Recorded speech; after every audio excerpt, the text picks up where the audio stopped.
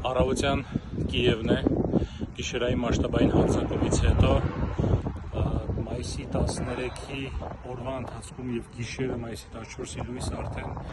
ըստ ուկրաինական աղբյուրների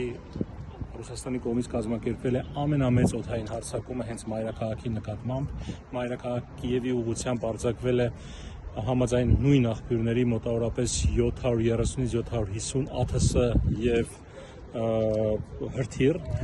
ամբողջ գիշեր աշխատում էին շչակները, մարդկանց զգուշացնում էին, որ պետք է տեղափոխվել Ռմբա պաստարաններ, և մենք ևս գտնվում էինք Ռմբա պաստարանում։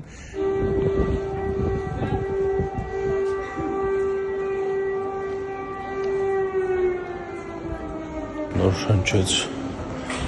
սիրենան, մենք պետք է շարժվենք դեպի Ռմբա պաստարան հյուրանոցի։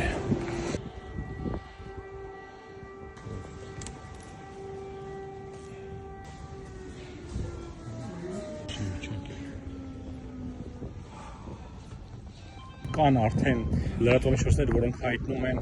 զոհի կամ զոհերի մասին, մի շենքի ամբողջական, բնակելի շենքի ամբողջական այսպես մաս է փլուզվել, որի հետևանքով կան վիրավորներ, այնտեղ աշխատում են ուկրաինացի փրկարարները,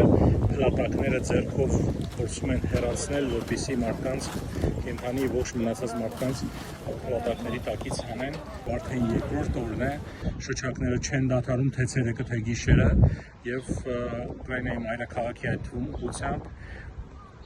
ԱԹՍ-ներ են արձակվում, հրթիռներ են արձակվում, և ուկրաինական ՀՕՊ-ը հակաօդային պաշտպանության համակարգը ևս աշխատում է դրանք չեզոքացնել։ Ամեն դեպքում բավական լարված է իրավիճակը, բայց չնայած դրան մարդիկ շարունակում են իրենց կյանքը։ Քաղաքը ապրում է, չգիտեմ, իր սովորական կարելի ասել առօրյայով, եթե այդպես կարելի ասել, բայց 4 տարվա ընթացքում, ինչպես մարդիկ իրենք են պատմում, սովորել են այս իրավիճակին, շարունակում են ապրել, առավոտը գնալ աշխատանքի, երեխաներին տանել մանկապարտեզ, դպրոց, հաճախել բուխ, այնպես ինչպես մյուս բոլոր քաղաքները։ Եվ մի բան շատ կարևոր է, որ այս 2 օրվա ընթացքում շրջելով Կիևով, սա պատերազմող երկրի մայրաքաղաք է։ Մայրաքաղաքում շատ քիչ ենք մենք տեսնում, և դա նկատեցի ոչ միայն ես, այլ նաև ինձ հետ Կիև ժամանած այլ լրագրողներ, իրավապահ ուժերի ներկայացուցիչներ, այսինքն ոստիկանություն, բանակի